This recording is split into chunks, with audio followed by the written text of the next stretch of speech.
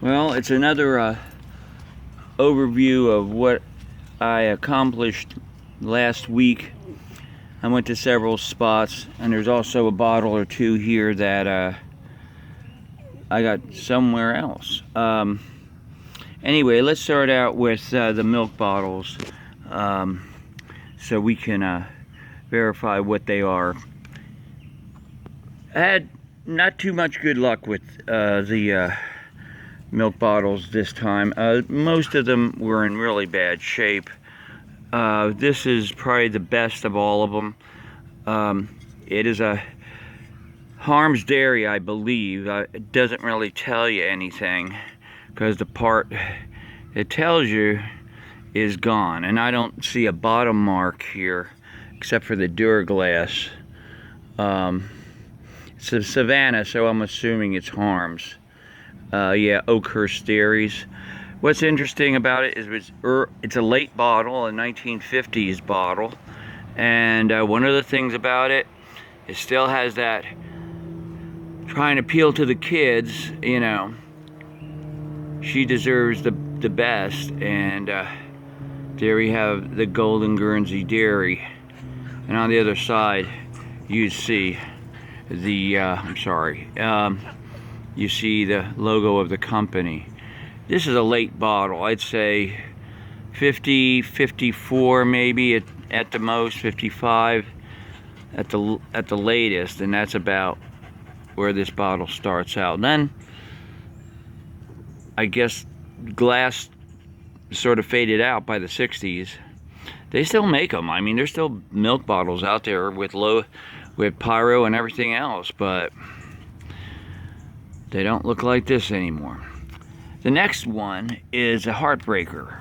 You saw me dig this bottle out if you watched my videos last week, and it was a beautiful bottle when it came out. But this is the thing about pyro glazed bottles.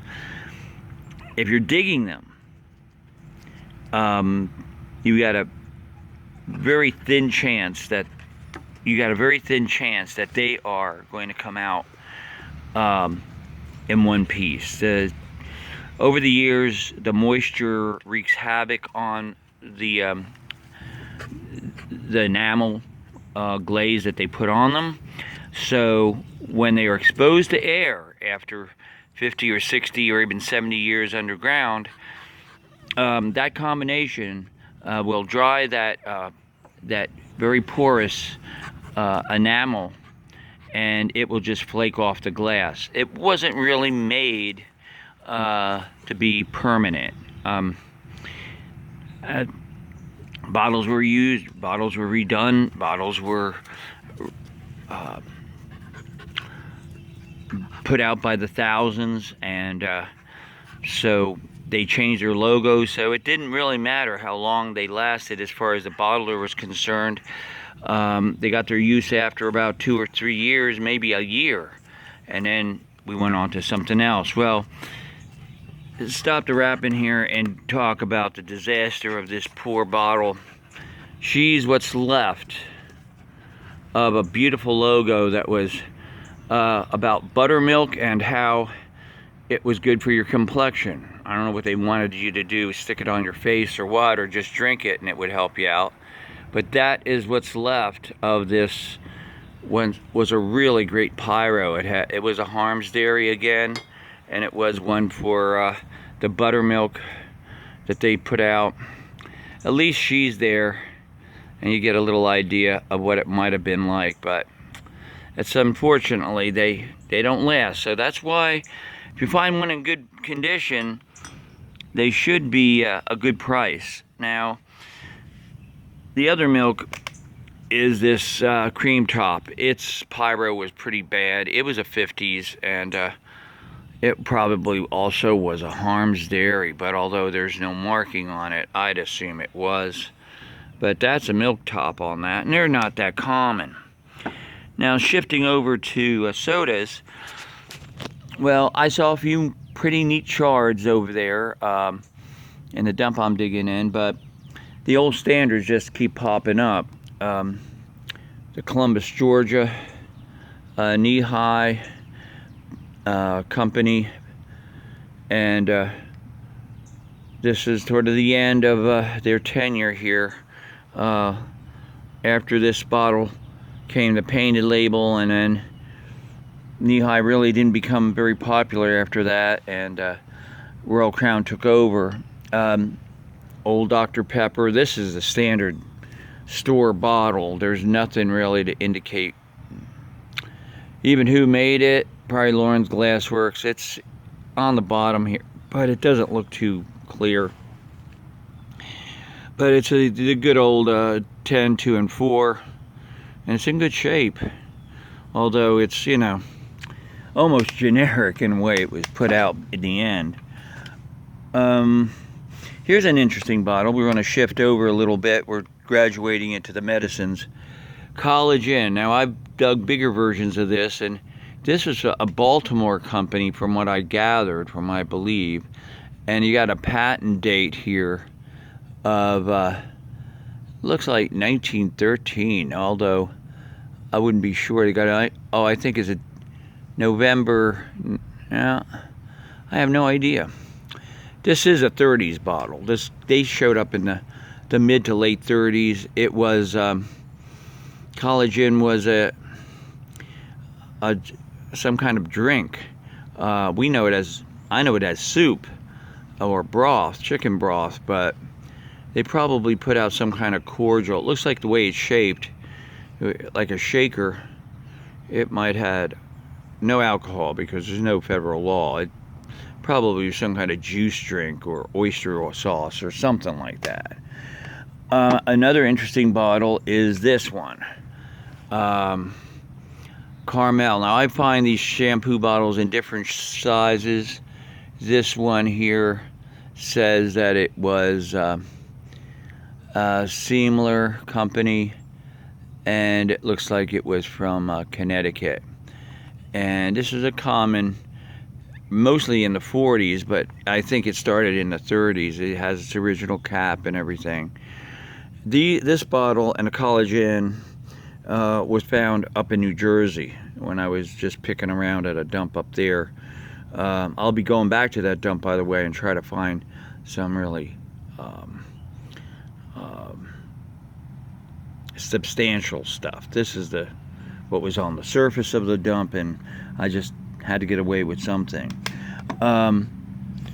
Let's switch back to the beverage bottles. This one is one of my on my wish list of this time period, and I was saying it was Grapeco, but actually it is Grapette, and they made Grapette soda, mostly grape, of course. And this was a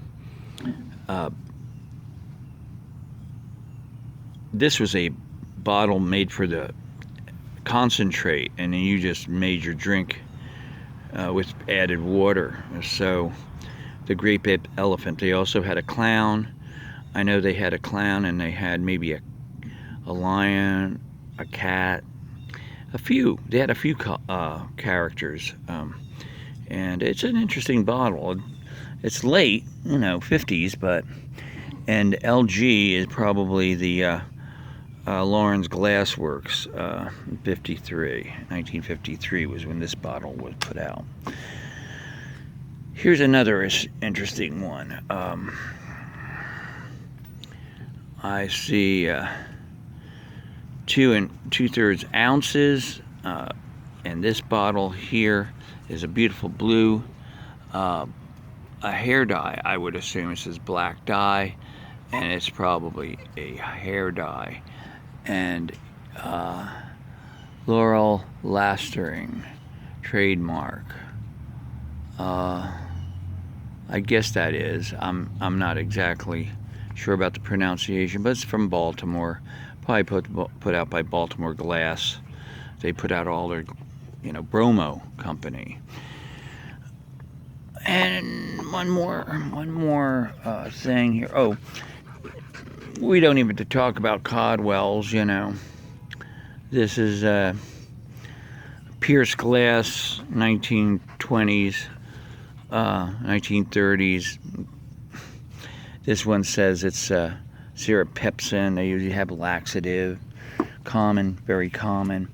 I pick them up because people like them. They're very, very historic looking. They look very nice. The logo hasn't changed. I mean, I find blown in the mold versions of this, and it doesn't look too much different. Really, it doesn't. This one here is just a little nip. Probably, I don't know what went in here, but by the look at the cap, it must have been like a little medicine, I don't know. But here's something also out of the realm of bottles, but it also is related to it. This is Beulah.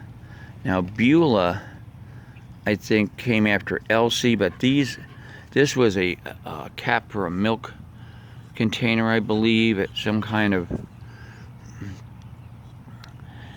thing. It says Beulah on it, so it had to have something to do with milk, and it was an advertising little plastic thing. So there you have it. There's my effort for last week. I'm going out hopefully Friday or Saturday when the weather's good, see what else new I could bring in. Oh, speaking about new, before I go, I have to tell you about this Wheaton bottle. Now, wet ton. We don't know. It's a Anchor, no, actually, this is a Owens, Illinois, and it's prescription bottle. I don't know whether this was it had to be a personalized pharmacy, because this is not Wheaton like the glass company. This is Wettown or Witten, and it's a personal name, and it looks like a 1936. So that bottle is a new one on me, and I look it up and I haven't found anything.